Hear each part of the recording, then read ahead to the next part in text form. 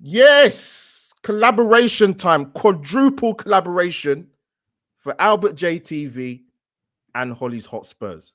This is the only time people will reunite. This is pre-recorded, so you'll get this live next Sunday on the 29th of June. But people, before we get into it, let's smash the legendary intro into Women's Euro 2025. Let's go, people. Albert JTV and Holly's Hotspurs are back for our quadruple collaboration. The countdown is on for Euro 2025. Hashtag international tournament. Can Sarina Wiegman's Lioness Army defend their crown? Time will tell.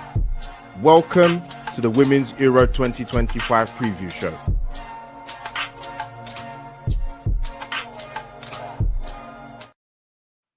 Boom! There we have it, people. There is intro into Euro 2025.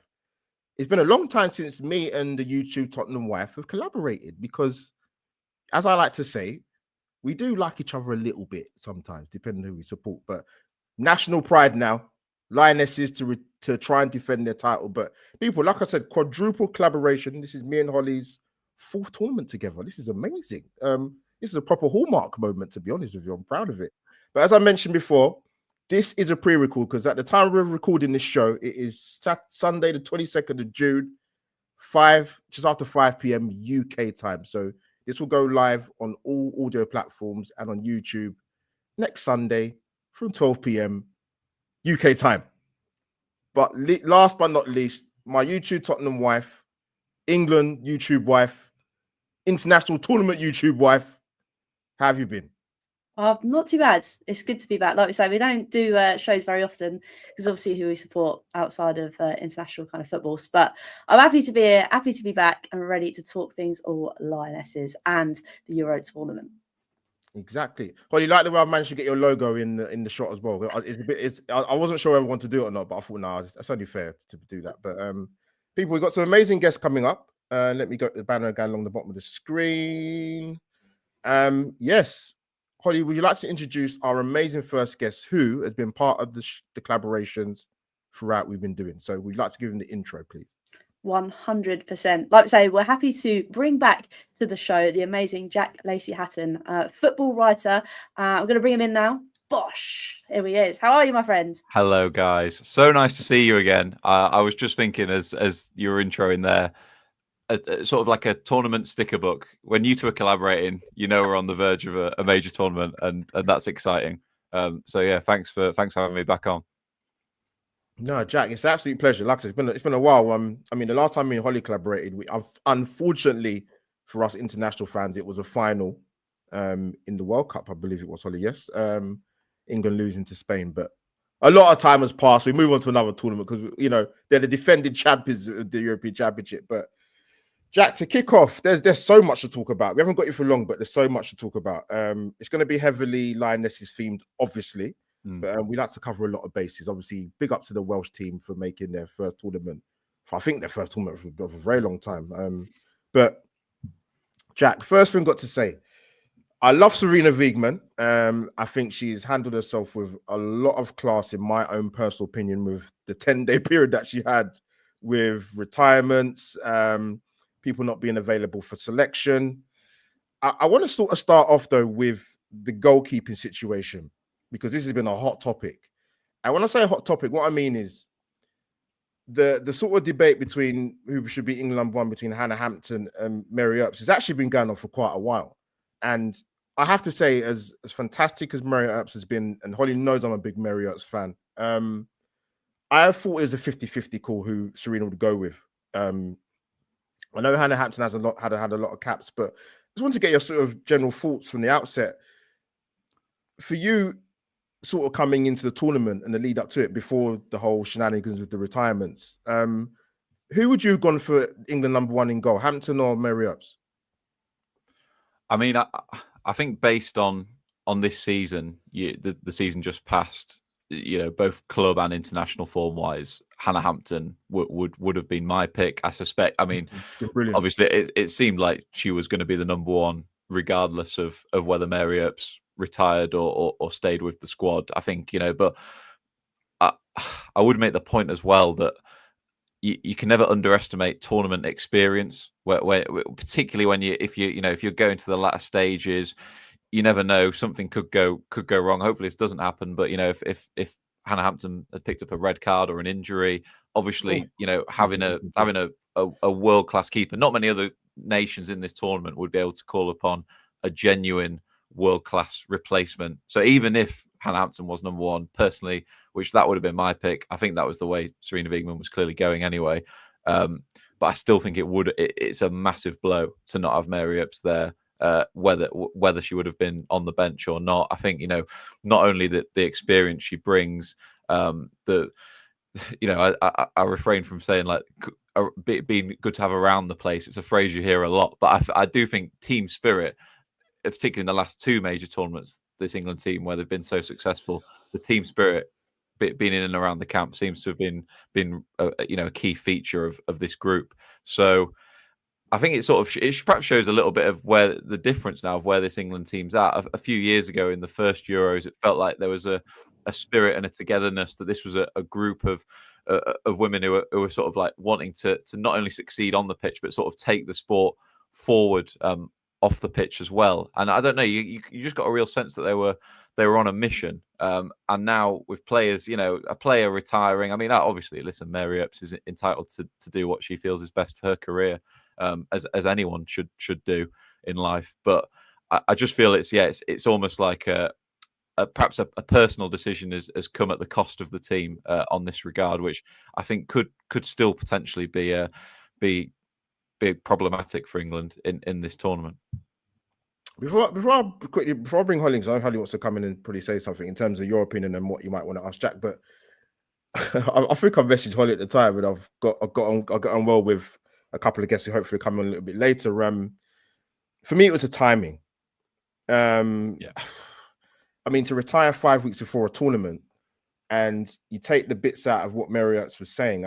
For me, Jack, one of the things I picked up on was her talking about letting the younger guard coming in, and I thought, well, if that's really the case, because Hannah Hampton's only had 15 caps now, and obviously Morehouse and Kiara Keating have had no caps for England. That's probably more on the management side of it. But if it was a case of you want to let the younger generation come through as one of the reasons, then why would you offer your retirement 5 weeks for a major tournament? That didn't make any sense to me.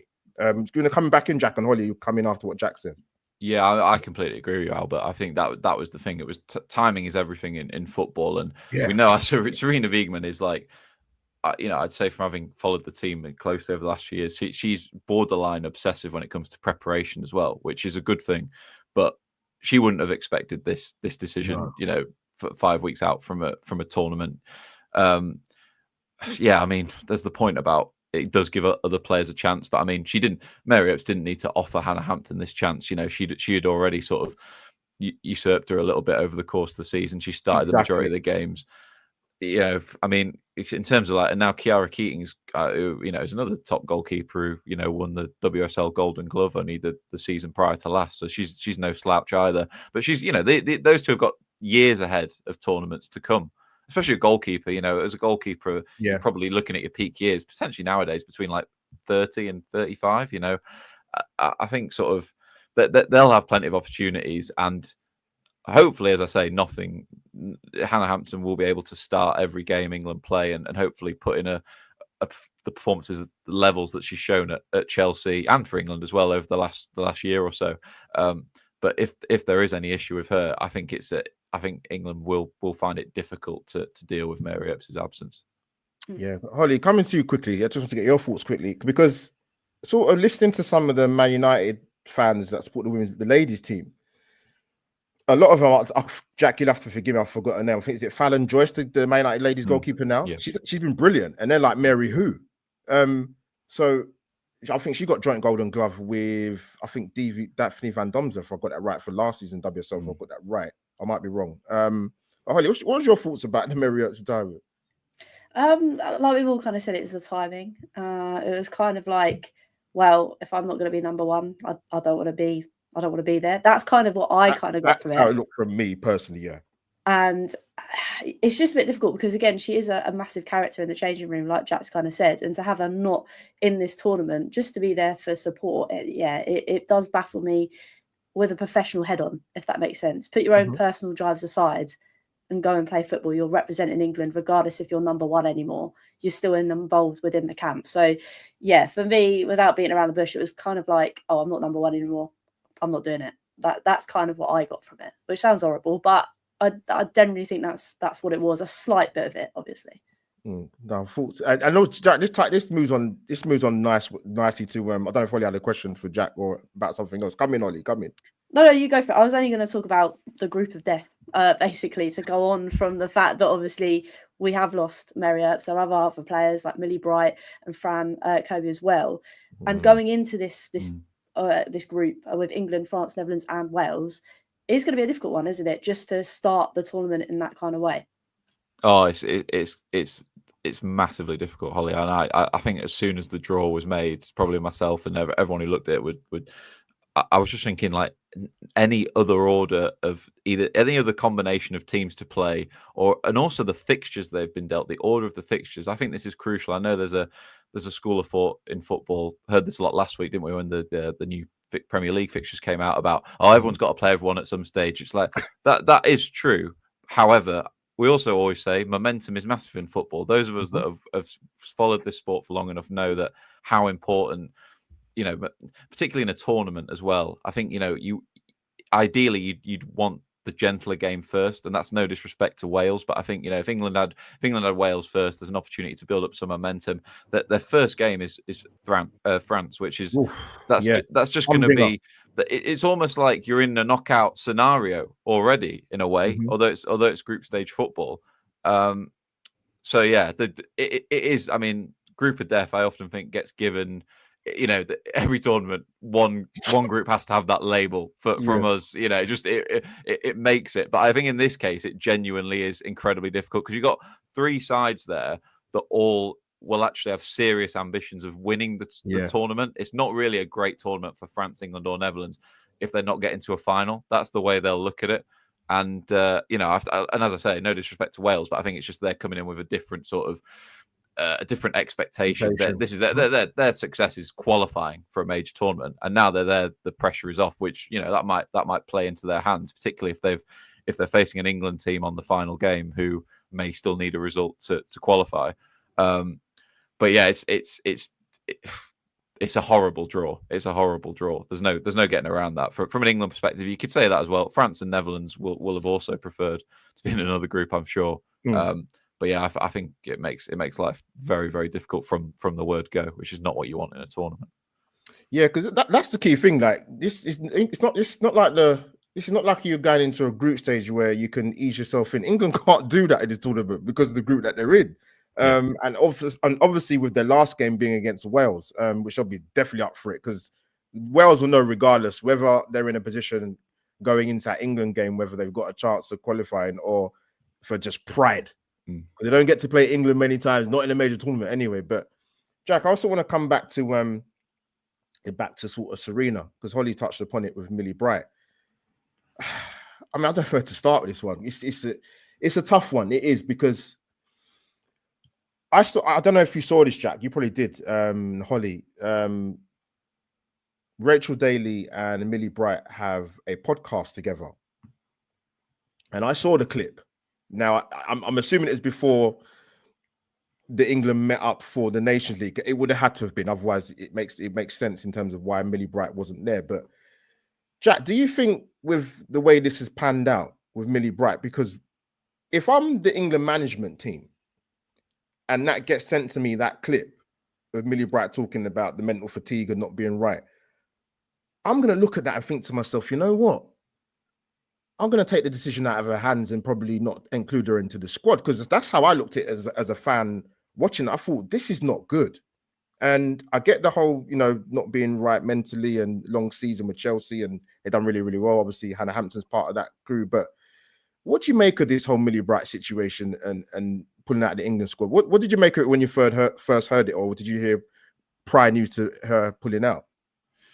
Yeah, I mean, I heard at the sort of a few hours before it broke. But I mean, I wouldn't say I was hugely surprised, only because I think Millie Bright was actually quite touch and go to the World Cup 2 years ago. Now, at the end of that season, she was out. She'd missed I think the back, last 2 months or maybe 3 months of the season. Every week, Emma Hayes was Chelsea manager at the time, was getting asked, "Will she be fit? Will she be fit for the World Cup?" And she made it, but you could tell during that tournament she wasn't at her 100% best. And England sort of built a formation and a system that was kind of didn't expose her weaknesses or where she would struggle physically, if that makes sense. Whereas I think this time, and England as well, also during that tournament were missing Leah Williamson already, so they couldn't really afford to miss another first choice centre half. I do feel like Millie Bright was kind of coaxed into sort of go into that and being a key part of that campaign. Obviously, she's captain of the team as well. When she probably wasn't 100% right. And she's obviously now, you're 2 years down the line at a later stage in her career. And I do sort of get it, where she's coming from. She doesn't want to put a body at risk as well as the mental side. I think it's sort of a combination in this scenario. But obviously, we all want to see England's best players play. It's the same as the Earp situation, right? We all want to sort of, because you almost feel like, as you're saying, Albert, the country should make that decision for you, or the selection team behind it. It shouldn't, it's almost like, again, you don't want to see a player retiring from international football too soon, because we don't want to see you almost like you think that the country should retire you in that sense. I think though she will be a miss, but I've also, as I was one of the points I was going to come on to was I hate, it's one of my pet peeves in football, seeing international teams take players who aren't really fit to tournaments. There's a long history of this, both on the men's and women's side. You can go back through, and I never think it's worth the risk. I almost think you are just sometimes you need to just accept, yes, this player would have been first choice. She would have been a key part of this England defence, no doubt. But I think it's probably better to leave her out. I know England are already taking, there's a couple of players in the squad who we can come on to, but like Alex Greenwood, Georgia Stanway, who've been injured for a lot of this season as well. Love Greenwood. Yeah, how good was she as well 2 years ago? She's probably been England's best defender for the last 2 years. Yeah. So you wouldn't want to miss her. If she wasn't involved as well, then they'd be really short in defence. So I don't think you want to be taking too many gambles. And then again, Sarina Wiegman, as we know, as we've said many times, she's a manager who likes consistency. She likes the same 11. She doesn't want to chop and change too much. So it'll still prove a challenge to overcome once the team get set out in Switzerland. Jack, you absolute legend. Holly, coming to you quickly. So do you think, I think Millie Bright's 31, I believe. I think England defensively, I think will be okay. I think the only issue England might have potentially, if you had a situation, let me touch on wood. Sorry, if Lucy Bronze doesn't get injured, because I don't know if there's an obvious right back solution. But do you think it's done for Millie Bright international career wise now? Potentially, yeah. I think we've said about timing all this kind of podcast so far. I think it is timing in terms of, like you say, her age, where she is mentally with this tournament, etc., etc. Like we say, we were joking and saying it's been 4 years already, sort of thing, or 2 years since we did last year since we did the men's. Like, it does come around quickly, and sadly, your age does as well. So yeah, for Millie, I think this is kind of done for her. Again, we talk about missing characters in the dressing room. Millie Bright would have been part of that kind of character building under Sarina Wiegman. So it is a blow in terms of team spirit, but like I said, I think we'll be fine football wise. No. Well, did you give Jack throw one more question, Jack, before we let him enjoy his Sunday evening afternoon? Right, no pressure. Obviously, we've spoken a little bit about England in terms of where we kind of think they are. Is there any other teams that you're looking out for in this tournament? Obviously, with Spain doing so well in the World Cup, etc., do you expect them to be at the same sort of level? Or is there any other teams that you think they're out there to be favourites? I think it's hard to look beyond Spain as the tournament favourites, Holly, to be honest. I think the pedigree of that team, the amount of the different attacking weapons they've got and the ways they can hurt you as well. And it'll be a Spain team that not that they need any extra motivation, but in the modern era, they've never even in the modern era never been to a semi-final of the Euros. So there's a lot of expectation, and I think a lot of they'll be keen to deliver under that. It's a tricky one in terms of group, as we've mentioned, the group of death. I do feel if England can get through, then I do feel that will give them they'll see a boost in confidence, even with the players missing that we've talked about. England have also got a lot of, we could be in a situation where England 9 or even 10 of England's starting 11 have won a trophy this season. Obviously, with Arsenal women picking up the Champions League, which are perfect for you, Albert. To bring I was there, not in Lisbon, but for the celebrations. Yeah, sorry. Yeah. I saw it. I mean, brilliant for those players involved as well. And they'll get winning trophies. It breeds you wanting to go on and achieve more, doesn't it? I'm sure. Yeah. And there's a lot of, obviously, even without Millie Bright, there's still a lot of Chelsea contingent in that England side as well. So I do feel if it's England, France, or Netherlands, whoever comes through that group, they could then, to be fair, face a pretty difficult quarter-final against Sweden and Germany come through in Group C, as you'd probably expect them to. I think, to be fair, Sweden are a team that often go under the radar, and they always seem to get a little bit further than you'd think in major tournaments. They were hugely unlucky, I think, not to get through into the World Cup final 2 years ago. I thought they were the team that they gave Spain their toughest game en route to winning that final. The manager, Peter Gerhardson's been there a long time. He knows the players really well. I think it's his last tournament as well, so he'll be wanting to go out on a bang. And it's a bit of a left field pick. And again, I'm not just saying this because Albert's here, but I actually quite fancy Stina Blackstenius, fresh from scoring the winning goal in the Champions League final. I think she's my sort of I wouldn't say dark horse, but a pick off the radar slightly to win the Golden Boot. I think if Sweden go far, she could be at the centre of that. And they're the team I'd like to see go on and do well, because I feel like they've come close a few times in a major tournament, particularly to get into a final. Obviously, they've got Germany in the group stage, and I think Germany have obviously had they've had some improvement in results. In that, I don't think this is there's been a bit of a changing in the guard for them as well. So they've been a bit inconsistent. Some great results as well. They're sort of a little bit hard to pinpoint for me, I think, Germany. So potentially the winner of that group, I would quite fancy to go all the way. But in terms of I hate to give the obvious answer, but I think in terms of tournament favourites, Spain have got that tag. It's totally, completely accurate that they've got that tag, and they'll be the team to beat. Great shout, Jack. And I think Swedish. What's the lady at Chelsea, Jack? Is it Kinnard? Is it? I think she's Swedish. Okay, right. Yeah, Joanna Writing Kinnard. Yeah. Yes, she's also there, the Swedish team. But no, Jack, great shout. I'm looking forward to seeing my favourite player in the women's. Full stop with Aitana Bonmatí. Just levels, absolute levels. Amazing player. But Jack, you've been an absolute godsend and a blast to this podcast. Great to get you on. What's the next thing happening for you, my friend? Yeah, well, hopefully I'm going to be providing a little bit of coverage for 442 and for a few others throughout the tournament. So looking forward to that. Just trying to hopefully enjoying England going as far as possible, and then there'll be lots of positive moments to write about. Hopefully, so looking forward to it. No, great stuff. Hopefully we'll try and get you back on if you're not too busy. I know you're a busy man, Jack, but we appreciate your time and efforts, my friend. No, thank you so much, both of you, for having me on again. So nice to see you again. Absolute class. See you soon, Jack. See you Cheers, later, guys. Take care, mate. Holly, look at that. 1 down. Jack's insightful, quality knowledge, man. Brilliant. Yeah, absolutely brilliant. But yeah, with England, before we bring our next guest in, there's so much to talk about. And obviously, big up to Fran Kirby as well. Amazing career. Just for her to have got the amount of caps she got for England, particularly the amount of injuries that woman's had, is unbelievable. But she's going to be a big miss for England.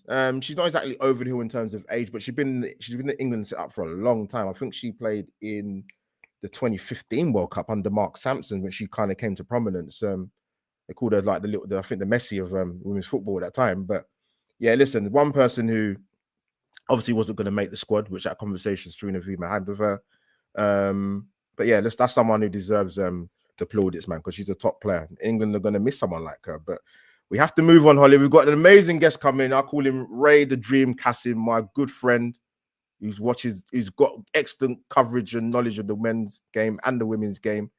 Bring in Ray Kassim, Holly. Oh, sorry. Boom. Yes, so are we. Well, I'm glad you managed to make the show, Ray, when Holly decided to actually bring you into the stream, but it's fine. It's fine. Yeah, Right. that's all good. How do I follow Jack? That's the main thing. What a guest. Yeah, I Jack almost forgot I was coming on. I was just sort of sat here listening, like I was listening to a podcast. But unbelievable knowledge.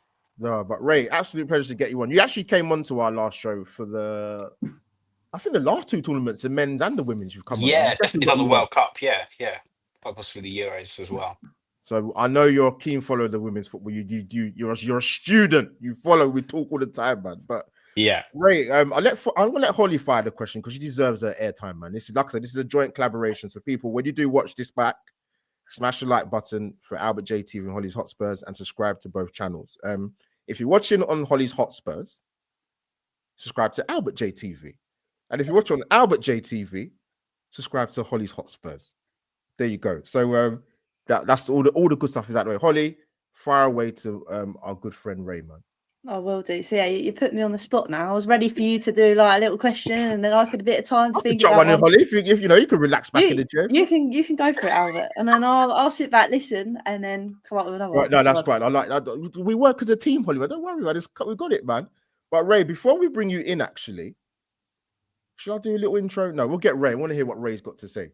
So Ray, obviously the tournament is not just over. I think it's just over 2 weeks away. I believe technically just over 2 weeks away. England have got a tough group, but I don't know how much you've had time to look at the actual squad that was picked, pass through all the shenanigans of the dropouts and the retirements and the injuries. Yeah. What do you make of the squad, and are there any concerns you see from an England point of view, whether that be through defensively, midfield, or the attackers? I'll get the image up on screen as we talk. Where's it gone? There you go, Ray. Right there. Yeah, so I've had a good look at the squads. Yeah, there is a few concerns. I don't have any real concerns over Hannah Hampton in goal, but maybe just as the backup in that department, maybe that's where if there is any concerns, that's probably where my worries most are. Listen, I'm sure you guys have spoke about Mary Earps and her retirement and everything that's gone with it. So it is disappointing. I mean, ultimately she's got to do what's best for her. It's her life, it's her career. She had a fantastic England career, as it is anyway. But my personal opinion, it's disappointing that she's not there backing up Hannah Hampton and helping in that department. It'd be good to have her because she seems like a big character, the experience and the quality, Yeah. So in goal, like I say, we just have to hope nothing happens to Hannah, and if so, that the backups are more than capable of coming in, which I'm sure they are. Millie Bright obviously not being there as well. Again, it's a different reason. And it's not a reason that you hear much of, particularly, is it, in terms of a dropout? No. But first and foremost, we hope that she is all right and that she takes this time out and she's, gets herself mentally and recovers. Ray, just to add to that as well, what I don't think helps as well, obviously, as you know, in the men's game, the tabloid coverage in terms of people's personal lives, it magnifies it a lot more than 100%. Really it should be. Come in, sorry, brother. No, that's it. I mean, again, when you play for England, like you just alluding to there, it's everything you do is under a microscope, especially in a tournament. So if she feels like she just needs to step away from it, then respect to her, just let her do it. Yeah, I feel like we've got. Go on, Ray. Sorry, go on, brother. Go on. No, go on. I was going to pose, Holly. I'll give you time to rack your brains. One thing I've always said about England, I'll probably say even going quite a while back now. Because even if I look through the squad, the naked eye, I think defensively, I think they're okay. I think there's a lot of versatility there. Even forward line, I think they're stacked. you've got the different variations. You've got Beaver Jones, you've got Russo. We're going to talk about one of our starlights who made the England squad a little bit later. I want to get Devin's response to that. But the midfield slightly concerns me. I'm going to tell you why. You've got your two stalwarts in Kira Walsh and Georgia Stanway. Stanway was out for a very, very long time. Yes, she came back in the warm-up game against Portugal, and I think she played also in the last game against Spain, which was the 3rd of June. So I think there's a space there, depending on how England want to play. But I think so. To me, you've got to shoot out of 3 players, Ray. Ella Toone, Grace Clinton, who Holly will be happy about, and who I definitely like at Man City's Jess Park. Very different. Ella Toone is a finisher, arrives late into the box, knockdowns, that kind of thing. Grace Clinton can play in the 8. I think she gives England a little bit more physically, personally. And then obviously you've got Jess Park, who's very nimble, tight. He can play wide right of the front 3. She can play in the 10 position. So do you think there is an obvious candidate out of those 3 players? To be honest with you, not really. I mean, in terms of balance, maybe Ella Toone, because she's different. So the experience is different to what we've already got in there. So yeah, I would maybe say them. I'm looking at the midfield options here, and just on paper at least, they're good options, but we don't have many of them, do we?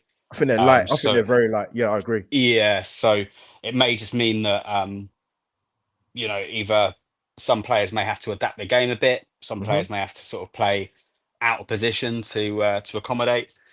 But if we're starting with a 3, correct me if I'm wrong, guys, is that how we normally start, with 3 in midfield for England these days? Normally, I'd say when I've watched England, I've got their team lineup for the last game against Spain. So let me keep Holly coming, and I'm going to try and get up on screen. Normally, you've got the double pivot.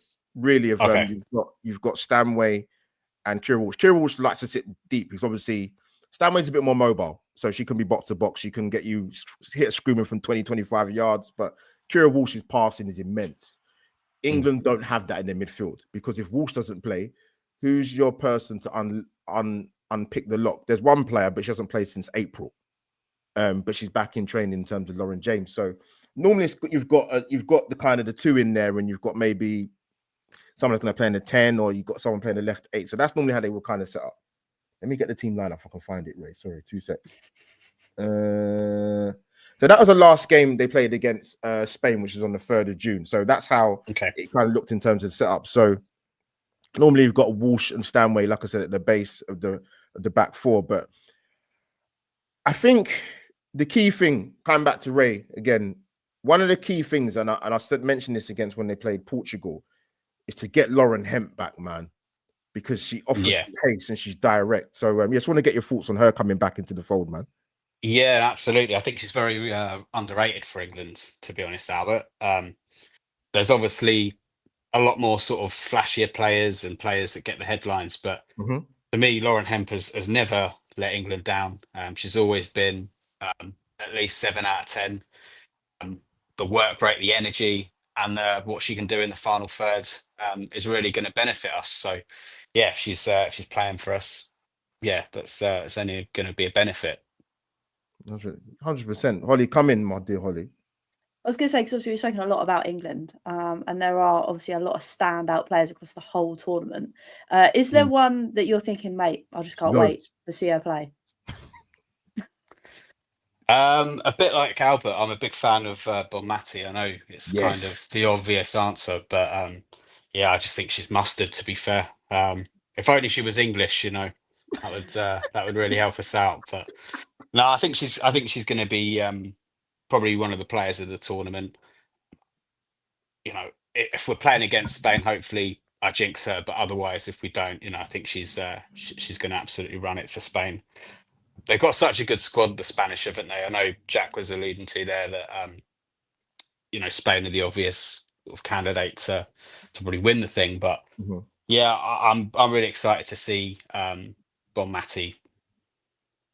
No, she's just class, man. Like I think anything with Spain is It's weird because I say defensively, individually, they got some good players, but as a unit, sometimes I'm not sure. My favorite right back player is Una Bashar. She was formerly at Manchester United Ladies.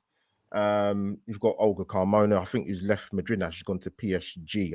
I'm sure Demian will correct me when he comes a little bit later. But I think with this tournament coming into the Euros, I wouldn't say, if I'm going by the teams that are in it, I wouldn't say. I'd say there's probably England, Spain, and Jack's gone for Sweden, hasn't he? I think in terms of an outside chance, I know the German side are a little bit different. I know maybe they're not as strong as they were. So I think you'd have to probably, it'd be difficult to look outside of Spain, England, and as Jack said, probably dark horse Sweden. And who knows how the Germans will get on. You can never rule out the Germans in any type of sport, let alone just football. But hold on, I want to come to you actually quickly. If I can find what I was going to tell you. Where's it gone? So yes, in terms of players to watch, I know you've been doing your astute homework because you do. Look at her face. But I'll tell you who you should. I'll tell you who you should look out for, Holly. I'm going to give you some names. I know how much you love working with me. So France, you know what I've noticed in this tournament, I'll be honest with you, is a lot of the managers have not been afraid to leave out the big guns, man. I saw in the French side, Wendy Renard, chop, not there. Eugene Le Sommer, not there. Jenny Homer, sorry for the Spanish squad. But to be fair, when you've got Claudia Pina and Iwa Payo, who's Polish, you've got Salma Parallelo, who's like, I think she's still only 21, and she's like won, I think she's won all the major tournaments at the age groups, the senior side, under 19 and 21, and she's only 21 for Spain. It's crazy. So, Iwa Payo, she plays for Poland, but she plays for Barcelona. That's something you should look out for. And Claudia Pina for Spain as well. Noted. I've got that in for my homework while I'm on holiday. So, Holly, fire away. What's on your A7 piece of paper? Is it A7 that size even? No, not really sure. I mean, there are a few more. Because obviously, we've spoken about teams that potentially are dark horses, shall we say, and likes of Jack was talking about Sweden. But Ray, is there anybody else that you've kind of got on your radar to think, actually, I think they could progress through if they manage to get out of their kind of group stages? So yeah, there kind of is, but again, once I've vocalized it, I know it's just not going to happen. I'm quite a big fan of the Norwegian women's team. Frida, yeah, exactly. But however, it just never comes together in tournaments for them, does it? So I'm going to say if they can get out the group, which I think they will, I think they'll. Go on, keep going, Ray. They're in a group with Finland. There you go. Iceland and Switzerland. There we go. Yeah. So if they get out with that, which I feel like they probably should. will. Well, I say they should. Yeah. Then yeah, who knows? If it can click for them with some of the players that they've got, I think that Norway are actually really exciting. But it's just, can it click for them? Because so far in big tournaments, it just hasn't really. So yeah, but I do like the idea of Sweden as well. I think that's a really good shout as well. Yeah, the Swedish sides, they're always tough to play, man, and to beat. Ask the England men's team, trust me. But that's a weird, that Group A, is weird, yeah, because you've got most of like kind of Scandinavian teams in there, man. They're very close together, like Finland, Iceland, and Norway. Like, you couldn't have made that draw up even if you wanted to, and chucking Switzerland in there as well. It's mad. But no, Holly, let me come to you though, because I want to ask you in terms of England. We're going to come back to England. Now, I want to get Demian's thoughts, obviously, but let me get the team back on screen. Now, defensively, obviously, Millie Bright's not going. So Alex Greenwood's just come back not too long ago, who I love, by the way, as you know. What's your options? Because this is, I see it, because in the World Cup, they played Jess Carter at left back, right? And they moved, I think they had Greenwood and Millie Bright as the two centre backs, and then you've got obviously Lucy Bronze at right back. So these are the two options that I think personally. Either you have Greenwood and Leah Williamson in centre halves, keep Jess Carter at left back, and obviously Lucy Bronze at right back, or you can move Jess Carter into centre back partnership with Leah Williamson, Greenwood to left back, and obviously Lucy Bronze at right back. Which one gives you more confidence, should I say? I think as a unit, a defensive unit, I prefer to go with the first one, purely because I know Greenwood can get forward, but I feel like we've got a lot of firepower up top. Yeah. And I don't think necessarily we need Greenwood to push on. Again, it's nice to have that kind of adaptability that if there's a game where we are struggling to create things, we can stick Greenwood out there and bring Carter in. But I think because of how well it kind of worked, obviously not in the final, but how well it kind of worked in the tournament beforehand in the World Cup, I would kind of keep with that system, as everybody kind of knows what they're doing, if that makes sense. And I think obviously Williamson in the middle, like, I bloody love Leah, as much as she may wear an Arsenal shirt when she's not playing for England. But yeah, I think the first option is the best one to start with, just to see how our midfield and strike force up top does until we potentially progress further in. Then we may need to change things, but I'd go out with the first option that you said. Yeah, because I think don't get me wrong, Jess Carter can play left back. It's not where I would put her, but one thing with her is she's got pace. Actually, Leah Williamson's quite quick across the ground as well. So I think even though Millie Bright is obviously not going, I think England have got enough options there. You've got obviously Niamh Charles that can come in and play at fullback. You've got Maya Letitia who can cover it right back as well. I think, but she's more of a centre back. But defensively, England don't worry me. Like I said, I think the main thing for me, Ray, as I mentioned, was the midfield. But Ray, before I let you disappear and go, in terms of England winning the tournament, on a scale of 1 to 10, where do you sit? And also, let me just ask you a sub question to that as well, because one thing about major tournaments is you always often see Mavericks or wild cards get picked in terms of the tournament. But I wouldn't exactly call her a wild card because Lauren James is a mass. I think for England to win the tournament, she had to be picked in the squad. I think the only danger you've got there, Ray, is that she hasn't played any football since April, but she has trained with the England squad now in recent weeks. So what's your thoughts, man?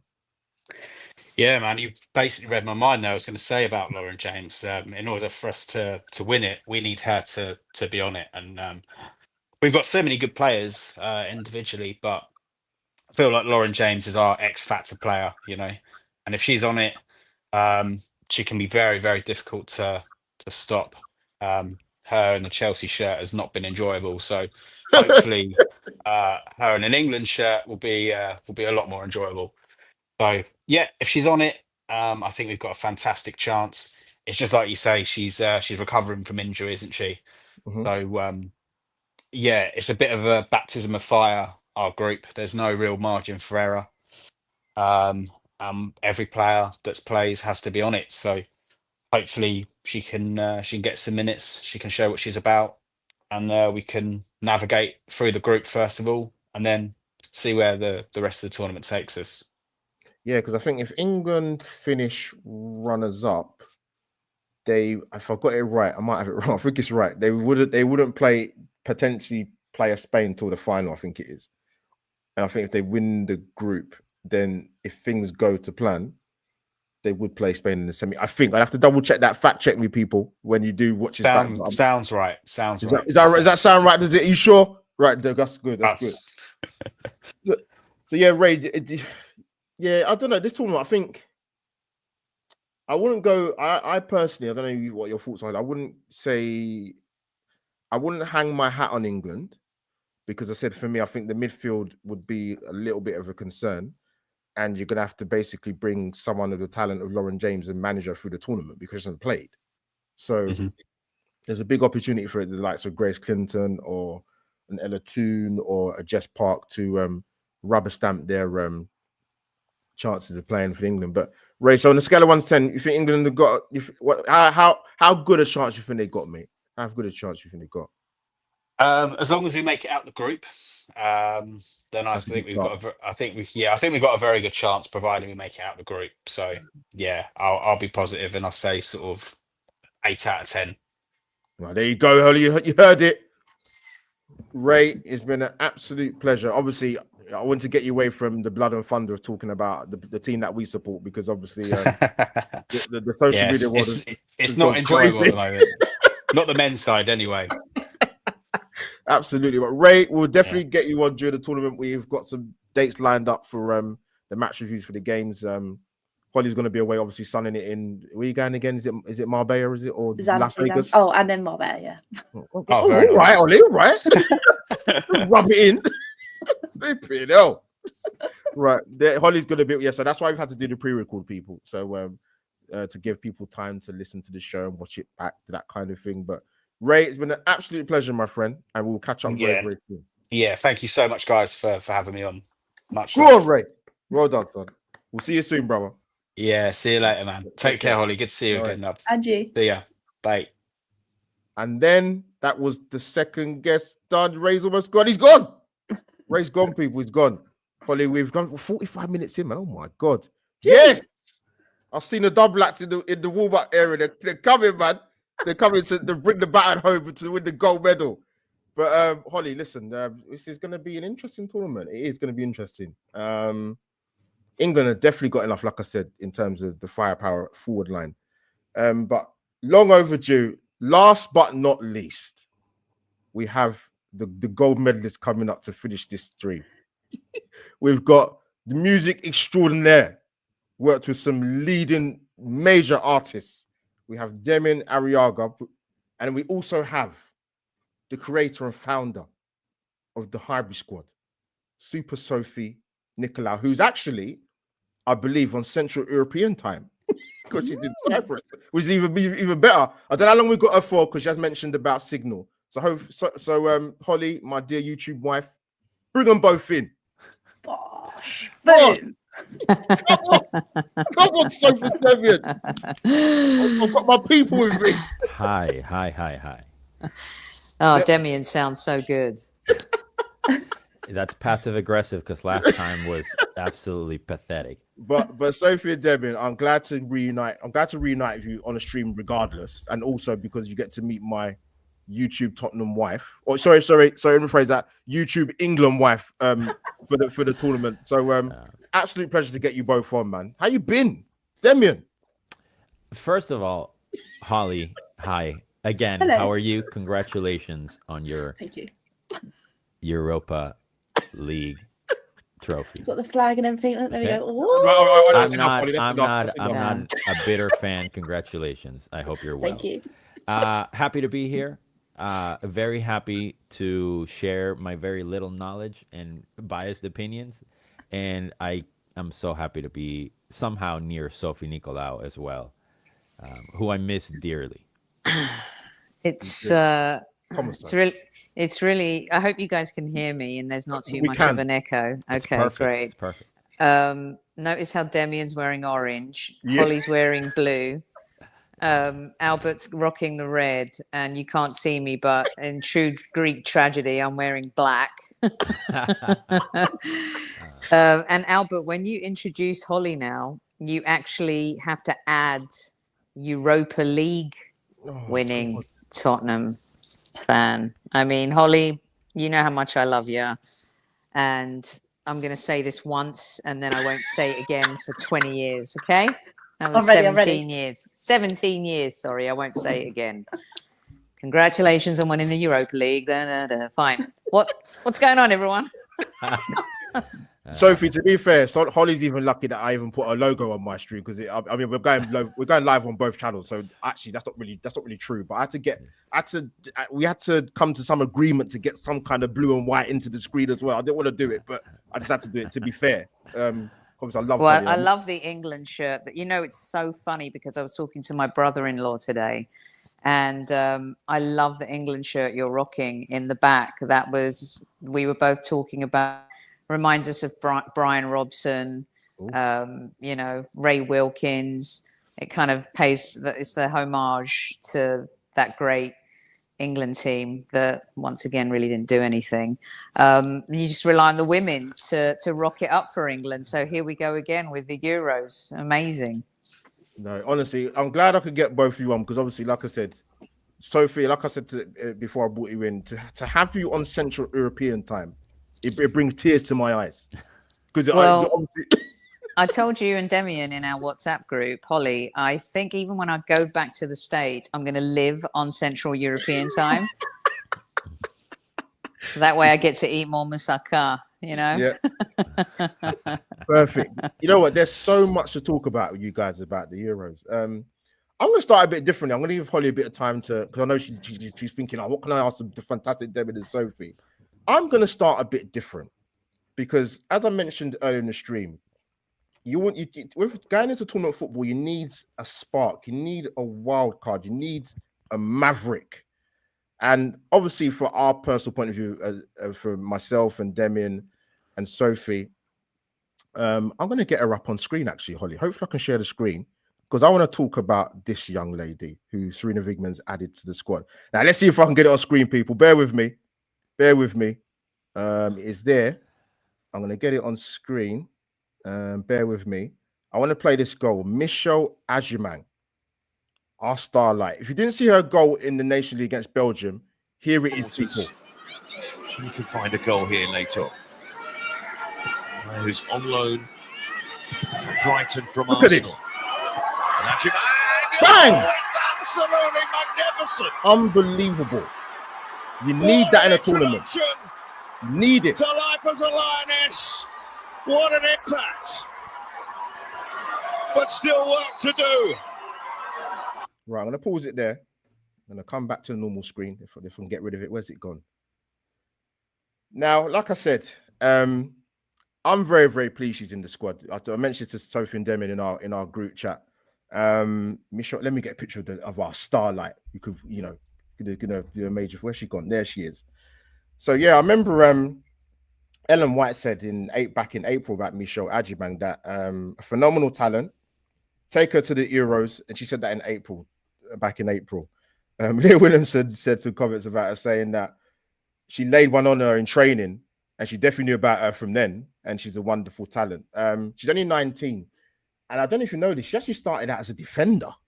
So you'll normally hear it the opposite way around, where people have started out as strikers and then moved back into position. She's actually gone forward, but she went on loan. She's obviously at Arsenal, but she went on loan at Watford for a period. I think she scored 5 goals in 10 games. She had some appearances at Brighton on loan last season. But coming to you, Demian, quickly. Very, very pleased that she's in the England squad. I'm glad Serena Wigman saw something. And that goal in the Nations League was absolutely unbelievable. Your thoughts, my friend?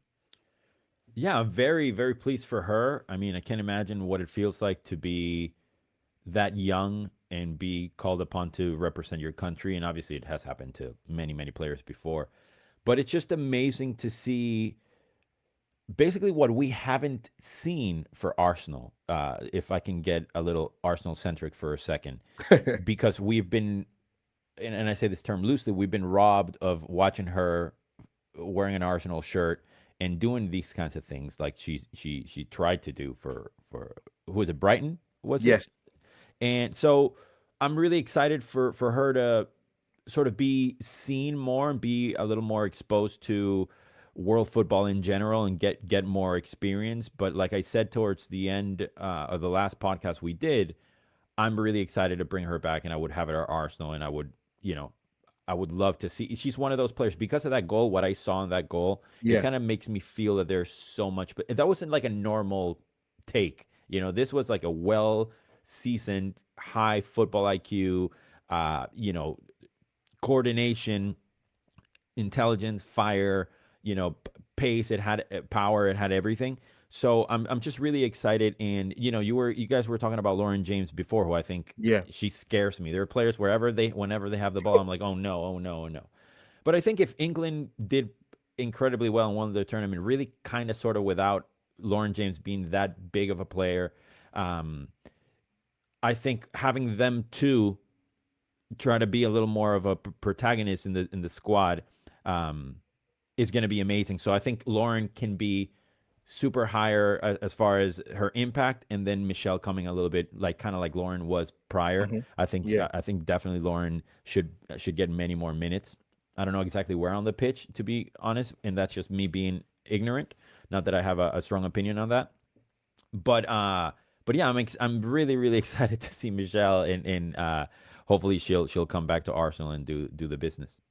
Great shout, Damien. Sophie, you want to get your thoughts actually touching off the back of Michelle Adjerman, but Lauren James. I know England have obviously there's been. So I want to get both your thoughts on Serena. Actually, I'm keen to hear what you want to say about how she's had to deal with some adversity with the playing squad. But to get some of these key players back, Sophie, in terms of Greenwood, Stanway, and Lauren Hemp, who's like a Duracell buddy. She just keeps going and going and going.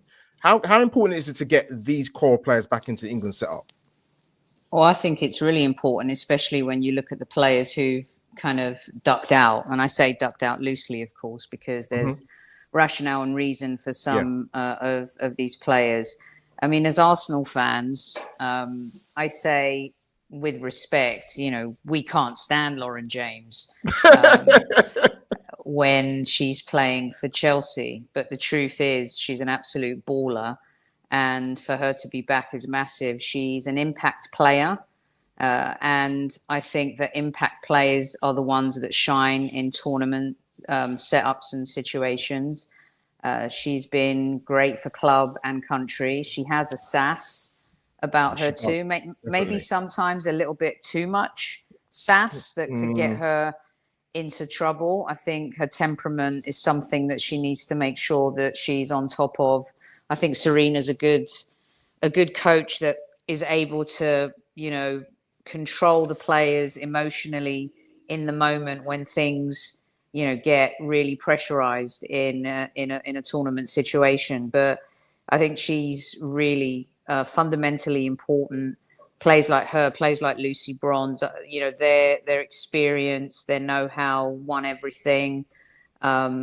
It really, really matters. And the thing that the Lionesses don't have this time around is they don't have the energy of the home crowd. And I think that at the last Euros, having the energy of the home crowd, playing at Wembley, was so huge. And I believe that, you know, old school cliche, but that 12th man really helped them in situations. So yeah, for me, those players are really important. I just wanted to say about Michelle, I don't know if you saw, I think Leah did an interview. I don't know if the Sun picked it up from somewhere else or if she did the interview with the Sun, but she was talking glowingly about her. And, you know, for some of your listeners who may be tapping into women's football for this tournament, it's kind of the same way that Arsenal players have been talking up Miles Lewis-Skelly and Waneri. I mean, she just has that X factor. And I think could be a breakout star given the opportunity.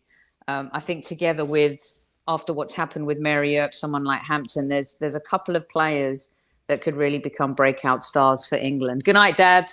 Take care, mate. Good night, Pops. Go on, Pops. And so, yeah, I mean, yeah, I think the timing is perfect. And are they going to be match fit? You know, are they going to be fit enough? That's Lauren always going to James, be the biggest question. Yeah, it's true. No, well said, so. Yeah, because Lauren James hasn't played since April. Come in, Holly, sorry. I was going to say, because obviously we've just spoken about timing, and Damien, obviously the news, we spoke earlier on the show about obviously Mary Earps, the timing of that, and then obviously now putting it on its head and talking about the timing of these young stars coming through and breaking through. Is there any other breakout stars in the tournament that you're hoping to see as well from other nations? Good shout. Well, yes, and kind of hurts me because she plays for Chelsea, but I think I think Vika Kaptein is an unbelievable player, and she's gonna. I'm a massive Dutch fan, so Yes, we need somebody to come after. Really, you a Dutch Yes, fan? I I did not know. Yeah, so I'm just excited for her because I think it'll be a great tournament. It's if Parajuelo plays more, even though she's For Spain, yeah. She's not the youngest player, but she's also not 30, 32, 33 or something like that. She's not new in the scene either, but I'm really excited for her. I think she could get more minutes for Spain. That would be ideal. But yeah, just again, I'm very biased. But if I had to make it England centric, I absolutely love Jess Park. I think she's unbelievable. Shout. So anytime I get to see her play, I think it's beautiful. And we talk about like X factors. Normally, it's on the forward line. We're the destabilizing player, the wild card, so on and so forth. But to me, when you have somebody that is that potentially a number 10, there's no more destabilizing player when they play well than a number 10. And Holly, this, you've had stellar 10s at Spurs, so it's one of those things that I think kind of makes the most sense. Definitely. I was going to say, you were going to jump in then, Albert. I thought you were going to say something. Jump in. I don't know. I was ready. Do I say something? Do I not say something? I could definitely jump in. No, Devin, like in terms of players, there's Diani of France, Leah Schürrle of Germany, Tessa Woolard of Belgium. There's some players to look out for. There's going to be, I think one thing that I've been impressed with, because obviously me and Holly, this is our 4th tournament together now, covering men's and women's, but I thought the standard of the World Cup was amazing. It was absolutely brilliant. Some of the games were amazing. And I hope you'll see more of an elevation come this tournament, which I think will be. And I think Sophie makes a great point in terms of England coming back to the Lionesses, that going away, yes, they made the final of the World Cup, fair play, in Australia and New Zealand. But you're going into this now as a defending champions. And sort of coming back to Damien quickly, and I'm going to move to Sophie. One thing I mentioned sort of at the start of the stream with England is I think the only concern for me, I'm not worried about the forward line, because I think they've got enough variation there to change games and to win matches by scoring. I think the midfield's an issue for me. I don't think Kira Walsh has had her best time in the last 12 months, personally. Georgia Stanway's only come back very, very recently, but I think she's a key cog in the side. There's a space for me going, whether that's a Jess Park, whether that's a Grace Clinton, whether an Ella Toone. Where do you see that spot going if any of those players are going to make a berth in the 11?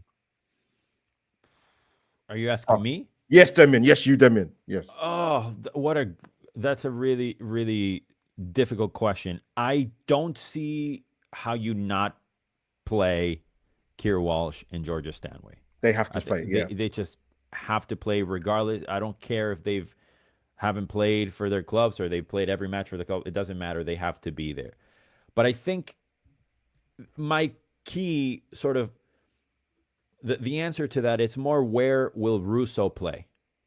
Because if Russo plays deep and she can sort of cover some 10-ish area, and Sarina trusts her more than, let's just say, Jess Park, and then she can have Beaver Jones as a 9, then that sort of solves somewhat of a conundrum or a dilemma. But what I will say, maybe controversially, is that I think those two are enough for the midfield. Like, I'm not worried about, yes, there's an issue with depth on the team, but if you have those players and they play well, it's lights out. They can come up against any midfield trio or duo in world football. So my hope is that they play well, more than being worried if, who comes in is in. And if I had to pick one, it would be Ella Toone, because of experience, because she's a big time player, and how angry she gets when she gets subbed out. That to me is a sign of somebody that I want in my squad and I want in my team, because she just hates it. She gets so angry, and I love that. Yeah. No, fair play. Sorry, Holly, did you want to come in quickly or? Yeah, obviously we've spoken a lot tonight about those players that have kind of haven't timed either coming to retirement or not been able to play because of obviously mental health reasons, etc. But Sophie, coming to you, how have you felt Sarina's kind of handled the situation? Obviously, we've spoken a little bit that midfield maybe is lacking a little bit of depth, but like Damien said, it doesn't really matter if those two play all the minutes. So for you, Sophie, how do you think Sarina has managed those dropouts, and also do you think she's already conjuring up what she's going to be doing in this tournament right this second? I think a perennial winner like Serena knows exactly what she wants. Even though she wasn't given too much notice by No. those players, Yeah. to be fair to her, she's got so much experience and she's been in these moments, as a player and as a manager. And when you have the depth that England do, despite some of the challenges, I think that, her preparedness is second to none. And, going in, even though she's lost, someone like Millie Bright who brings the experience. And let's be honest, this is a phenomenal opportunity for someone else because no disrespect to Millie, but yeah, she's a treble winner at Chelsea. She's surrounded by some really incredible players at Chelsea, but she doesn't have like the speed. I know at international level that speed slows down a little bit, but maybe she's run a course in this team. So I believe that a lot like Emma Hayes, I've been talking to Emma Hayes a fair bit over the last couple of months. And of course, the US women's national team have an abundance of riches of players that they can bring into the team. But when you listen to Emma Hayes speak, her preparedness, it goes beyond the starting 11. It goes down to, levels, from under 18s to whatever it is. She knows the players. She knows when they're ready. She's, giving players an opportunity. And I think Serena's exactly the same. So for me, also, you've got to go with the winning players. If you have Ella Toone and Kira Walsh available, you're going to play Ella Toone and Kira Walsh. Look, I know, Ella's mum's still doing her laundry, apparently. She's not doing her own laundry, but she does the laundry when she plays in the midfield for England. So for me, those players are, going to be vitally important to Serena. They've been there before. Of course, our Leah Williamson is going to be fundamentally important. She still has a core. Yes, the goalkeeper, which I know you'll get onto. But again, Hannah Hampton, I think she's super ready for this moment, right?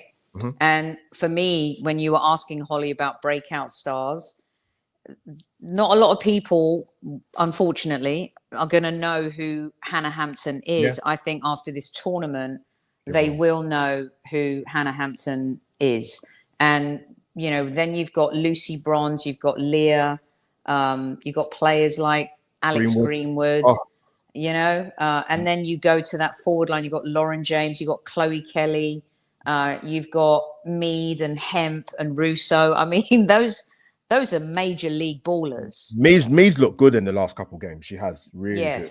She really has. So I think Serena will be ready. I think the team will be ready. I think they're hungry. And I feel like they're playing with a little bit of a chip. They will play with a little chip on their shoulder. With something to prove, of course, being defending champions as well. Of course. There's this amazing insight from Sophia Deming. Deming, I know you're going to be one of the games, right? If I got this right, tell us all. I am going to be the happiest person in the world when I go see the England Lionesses against my Dutch Lionesses. What a game to go to. I am going to die. Rennie Schleckers is going to be there for BBC. And I don't know how my heart can take watching them play individually, collectively, against each other.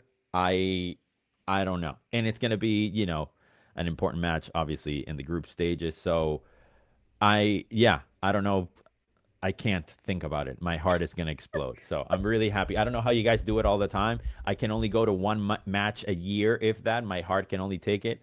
And my wallet also can only take it once a year. That is what, it's very. It's, by the way, you good point. Them it's from what I was hearing about in terms of to Switzerland. It's a very expensive country to go to. Yeah, obviously you've heard some of the players have to pay for some of the effort. Yeah, it's brutal. And I'm lucky because I'm doing a music tour, starting in Spain on the 11th. So I was able to route it so that I can. Well, I'm going to be in Europe, so I can go a day before or a couple of days before. So I've got lucky with that. Yeah. but I'm very excited. I've never actually seen a competitive, international match ever. Only friendly matches here and there in the States. So I'm very, very excited, and I can't wait.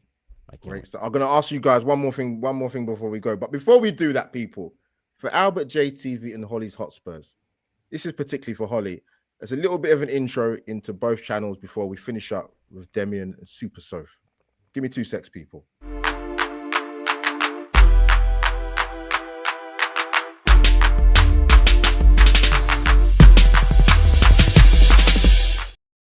And there you have it, people. Subscribe to Albert JTV and Holly's Hotspurs. I did that intro especially for Holly because she loves the music. So that's the reason why. Yeah. But before we go, people, one more question to Sophie and Demian. We spoke about this earlier, actually, in terms of obviously Millie Bright not being there and defensively. I think England will be okay. They'll be okay. But how do you sit? Do you keep Jeff Carter at left back, for example, and have the partnership of Greenwood and Leah Williamson central, or do you move Greenwood to left back and have Leah Williamson and Carter as centre halves? Which one of you would work better? Sophie first. Is she still there? Go on, Sophie. I am. I'm still here. I'm going to have to. No, I'm going to have to duck out in just a second. But I just think that those players are so good and so experienced. For me, I think whatever formation or wherever she wants to play, these players, they're going to be ready. So for me, I either way, Albert, I think either way works. I don't. You know what? I really truly think that either way works. I don't think one excels more than the other in that position. Yeah, and I do believe, because I just think Leah's so good. She's such a general at the back. she's got pace as well. She's got, yes. And so as long as she's there, set up anyone wherever you want around her, because she's the queen. I feel the same way about Leah, the way Demian feels about Danielle van der Donk. Yes. She is going to be the heartbeat of this team, and together, I think, with the midfield. And as long as they're strong and they've got that connection, not too many gaps, keep that midfield as the wall in front of that defense, protect Hannah Hampton, get her off to a good start in the tournament. And then, just be smart with the ball, and that forward line will get you goals. Yeah, they've got a stacked forward line. They're stacked. So, it's really going to be about being strong at the back, because the players I rattled off earlier, they will score goals. And I think that's going to be the key to England's success. Sophie, you absolute diamond. I'm kissing you through the screen now. As you love speak. you guys. I've got to duck out. Duck, Sophie. And, thanks for having me. I look forward to, talking about the tournament with you guys as it goes. And for me, if you want a little early prediction, my dark horse for this tournament, not a lot of people are talking about them. Good. They haven't won a major trophy in quite some time, since 2013. I know you're going to say. Do not count out the Germans. Well said. And my dark horse player, and I'm probably bastardizing how I say her last name, but Selena Churchy. Wow. I think could be a breakout star in this tournament. She had the ACL injury, but she scored more goals. She scored 5 goals with just 9 caps. And I think as Germany are trying to find their new stars, and they're going, gone through that process. Got Leah Schüller. Leah Schüller, of course, a ready-made superstar. There's something about the Germans. I think not a lot of people, they focus on the Lionesses, there's focus on Spain, there's focus on the Dutch. And I think because the Germans have fallen behind a little bit in winning of late, they're not really talking about them. But they would be my, bold prediction, if you like. Sophie, absolutely magnificent. Love you guys. Sophie, you disappear. We'll speak to you soon. Later. Bye. Right, later. Paiso. Damien, the floor is yours for your dark horses, for your beloved Dutch. You take the show out, my friend. Well, thank you all for having me, first of all, and thank you for letting me bastardize your show with my American accent, bringing down any sort of credibility to my opinion. You've been brilliant, Damien. I will say that having heard your show earlier today, nobody mentioned the Dutch. So I'm going to tell you right now that I also don't know how we're going to do it. But I believe that we have a shot, not only against England, against anybody. If nothing else, because of the spine of a team. So we all know, we love football. We know that there's some very constant things about the sport. Yeah. One of them is the importance of a spine. No different than England, and why we don't worry if you have Leah Williamson and Alex Greenwood, or most players. Not every partnership with Leah Williamson works. Let's just say that. But you have the spine. Obviously, you don't need me to explain that. For the Dutch, for those listeners that don't know a lot about it, if you have Daphne van Domselaar, excuse me, and brilliant goalkeeper. She's very good. Dominic Janssen. And you have Daniela van de Donk, my favorite player of all time, with Jackie Grunen or Damaris Igurola, Champions League winning player. And then you have the GOAT in Viviana Miedema, who hopefully will be fit and could at least provide 1 or 2 matches. That, if we get through the group stages, obviously, again, another constant, anything can happen type of a thing. But I think that if there's one player that can dominate England the way that she dominated Barcelona almost single-handedly, is Viviana Miedema when she plays well. And I have faith, and I raise my hand. I'm very biased, and I'm very subjective. Very subjective. But I do think, it's not that I think that the Dutch will absolutely beat the Lionesses. I don't necessarily think that. I think it will be like a 1-1 draw.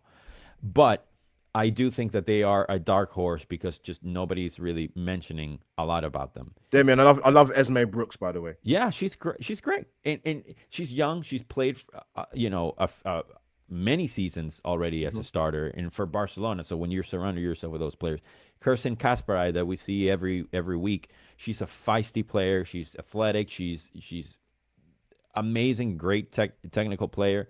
So my dark horse, in a way, is the Dutch. And it's the nostalgia of knowing that this is Van de Donk's last tournament ever. I don't know about suspensions and injuries. It might be her last game ever for the Dutch. And Jill Roord is also getting up there in age as far as her international career is concerned. Yeah.